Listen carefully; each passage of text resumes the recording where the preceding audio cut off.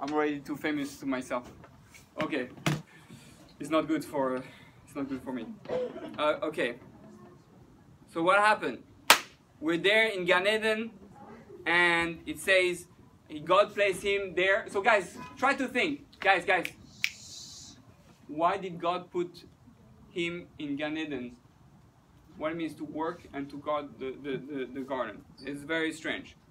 So, so right after that, he says, and Hashem, God, commanded the man, saying, of every tree of the garden you may freely eat, but of the tree of knowledge of good and bad you must not eat thereof, for on the day you eat of it, you shall surely die. So, what's happening here? He's putting there. He's telling that to Adam before he's telling it to Chava? Yeah. No, he Adam, there's no Chava yet. It's Adam. You have to think Adam and Eve is one and the same thing. Zecher u'nekeva bara also. Eve didn't come out of Adam yet.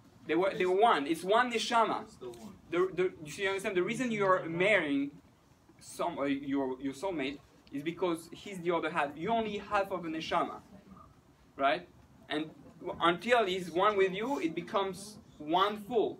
What if I don't feel like that? It's impossible. Like the whole way out. Oh yeah, because I don't feel like another half. that's the new feminist movement. I don't need no man. I can do it on my own. Women's power. לא טוב. לא טוב להיות אדם לבדו. Can, because it's his job to understand. נכון. The man has to understand he needs his wife. Because between. So you guys need the wife. Yeah. We don't need you. That's right. Well, We don't need you. Without us, you guys are worth nothing. No offense. no, we're both guys. We are both necessary. We're both necessary because you cannot become a mother without a man. That's not true. That's not true. Yes. And where do you get it? But we don't need you. Where do you get it? Okay. There's no robots. Okay, but we don't need you in our physical lives. Yes, you need a physical part of us. You need to be in existence. You need to be in existence, but I don't need to be married to you in order to have your child. Yeah, what if you want to feel real All love? you need is a specimen. It still comes from a guy. Okay, No. but I don't need you in my physical life. You can exist. You exist. I exist. No, that's an illusion. That's an illusion. It's an illusion because Johnny, you're giving because him a the natural desire of a human being is to be in love with someone on the highest level. We all want to feel in love. Well, your neshama is a piece of God. What your neshama wants is to be one. Your soul is a search engine for unity. Everything you try to do in life is to be one. And guess what? Well, being married makes you. If you get married the right way, yes, and for the right reason. The right way. The right way is you get married for the purpose of becoming one with that person, not to take only his money. Yeah, right? Because then you. So the idea is to become one with that person. I be one flesh, basar echad. I want to become one heart. I want to become one soul. And the whole idea is you experience the highest level of pleasure, which is pure love, pure unity. Why do we feel pleasure when we have that? Because you experience what God is. I totally agree with that. Good. Because that's what the Torah says. Shema Yisrael Hashem Elokeinu Hashem Echad. What does the Jewish mantra every day, 2 times a day? Shema Yisrael Hashem Elokeinu Hashem Echad. Why Echad? Because Echad is one. What's one? Echad ze gematria, numerical value of 13. 13, numerical value of love. Right? When you have Echad ve'Echad, love and love, 13 and 13, you put it together, is gematria 26. Yud Ke Vav Ke, the name of God. When you have two love you put together, it becomes the name of God. I told you I'll reveal secrets tonight. Robert, you got my heart. In love. But for that, this made the life Keep some for your wife. You already have 2 kids. No, but you understand? So now, Do you not remember the picture? now let's try to understand. Let's try to finish with that part where we try to understand what's that business with the trees. So if a person has their destined soulmate, how come people get divorced? Because you have more they than one they lose it. You can lose your soulmate. How? No. You lose it if the guy doesn't deserve you, or you're an evil witch, then you can lose your soulmate, and you're gonna marry someone of a lower level. If you disrespect something, you Don't lose you it. have more Yeah. than one soulmate? No, you no. Yes, no. 7. First of all, I never heard that. So bring me a source. I hear people say, no. There are many potential soulmates, but you have the soulmate that is the highest level, meaning it's the perfect combination to your neshama. It is part of your neshama, and that soulmate, that's what enables you to become the greatest human being you can be. It fits you like a glove in the hand, right? That's their first marriage. That's the highest level, like Adam Arishon, Adam and Chava. But then, if you're not deserving, the guy is not earning his wife, because most of the time it's the guy who has to deserve the wife, because the soul of the wife comes for the guy to be able together to achieve a high level. But if he doesn't deserve that, or if she does something really bad and loses him, then you get married to someone who is average. It's someone nice but average. It's not someone who's gonna help you achieve the highest level. Someone's gonna be, you see couples sometimes, and they're nice and they're good friends, and they live together and they share some food together and they share money together, but they don't become crazy in love. They don't live a crazy passionate life. They don't grow together close to Hashem. That's the soulmate that is here because you don't want to work, or you don't deserve it. But that's if you don't want to do the work. Wait, what if the person's not compatible? What if they get married, but then they realize that they're not compatible with you? So that's sometimes some people who marry for the wrong reason. If I get married to that girl because she's so H, right? So beautiful, then I'm marrying her just because I like her body. Then that's most probably not your soulmate. Now you need to be attracted, but I'm saying if you marry just for that reason, you might just lose her because that was your only focus, and you're gonna lose that right because you don't have the right intention. Now, right, they say that once you are born or created or whatever, and then Hashem writes your soulmate. I don't care. Hashem writes down like who your soulmate will be. So this means he writes down several soulmates. No, or whatever you want to call no. them. So he says there's a Gemara that says when Hashem stopped creating the world, at 7th day Hashem stopped creating the world. So what does he do? What does he do now that he stopped creating the world? He's watching a movie? God is working? What is he working? He's directing the movie down here. Well, yeah, but it says, the Gemara says, the moment God stopped creating the world, he started to make shidduchim. Hashem is the biggest shadchan. Hashem, from the moment that he stopped creating the world, he was involved in shidduchim. All he do day long is to make shidduchim between man and woman. Why? Why is that such a big job? Because each time you do an action, Hashem has to rearrange the whole thing to make sure you find your right soulmate, or you. So, yeah, that's why sometimes you meet someone from Africa. Like how it happened. Hashem had to do that. You miss your plane, that you find this person and a friend, that. So that's what Hashem does all day, because each action you do change everything, your whole world. Right? So is that why it doesn't work out with certain people? Right. Just set up a date or whatever. Yeah. That's why, and not every date.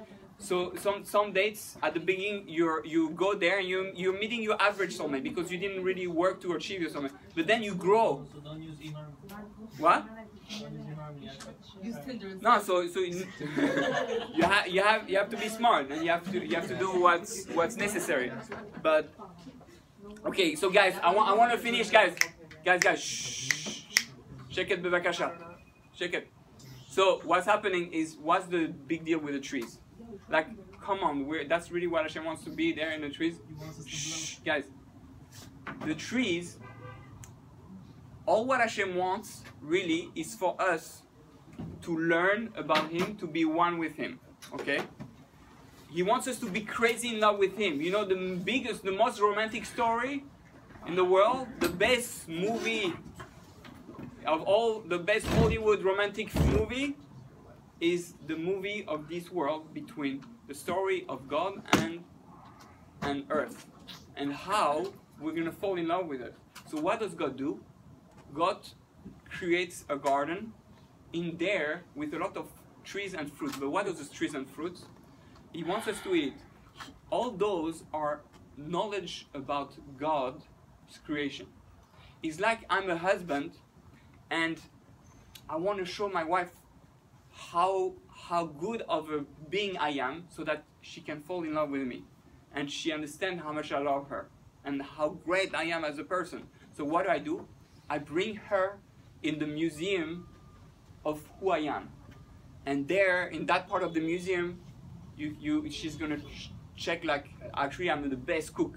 She's gonna try plov and shashlik there, made by me, Chef Gutmacher, Chef Rabbi G. And then she's gonna go in another part and say how there I'm a biggest mathematician. I created something with stars and a whole constellation and how it works together and it has influence. I'm Rabbi G, the astrologer.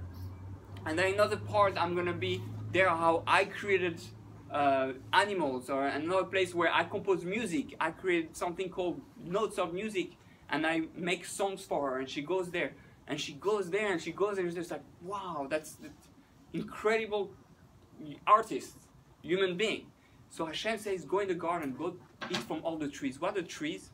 Trees are trees of wisdom. Trees, the fruits, it's all a metaphor to understand of something that was made and produced by God. And we taste, oh, let me taste what God creates. Let me taste who God is, so to speak. Like, understand little by little who God is. But God said, yeah, I want you to learn in this garden of wisdom who I am, so you can appreciate how great I am, so you can want me and desire me and love me. But I put a tree in the middle that is called the tree of knowledge of good and evil. This tree is too intense for you. It's a knowledge that if you learn it now, it's gonna blow your mind. Literally. It's gonna be too intense for you.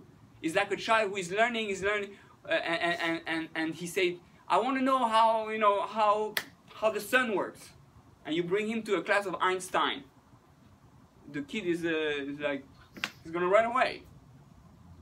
He's not gonna understand, right? He's not ready. His mind is not ready. So what God was saying is like, if you eat from the tree of knowledge, you know that it says in the Midrash that if Adam had waited to eat from the tree of knowledge of good and evil after Shabbat, right? One Shabbat has come because it was on this Friday. If he had waited, then the food would have ripened, and he would have been able to eat it. So what is that saying? Is that he had to wait, have the maturity to wait to learn that knowledge of good and evil. But all the other wisdom, he was able to learn. So that's why we are. So while we are here in the garden, the whole idea is to learn the thing of the wisdom and to appreciate. Le Shamra is shomer. You guard something that is precious to you. You learn all, and that's what the Torah is. It says, we know what was the Torah? Torah is Etz Chaim. Etz Chaim hi lamachazikim ba, right? So the tree, the Torah, the Etz Chaim is the knowledge of how life works. All the wisdom exists in the world. It says in Kabbalah that our soul is made out of Chokhmah. Because that's what you're made of, Chokhmah, which is Shema Yisrael. See, it's too intense. That's Adas. So, made of Chokhmah, made of wisdom. And therefore, our soul wants to learn wisdom. And who is the source of our Chokhmah? Is Hashem. So the more you learn about wisdom, you know, you have people, when they go to college, they spend time learning, and they enjoy that. We in the Torah, why we learn Torah? Guys, why we learn Torah? To gain knowledge of the greatness of the world, how the world works, and it gives tremendous satisfaction, even on a spiritual level. And guys, now what happens when Moshiach comes? What are we going to do when Moshiach comes?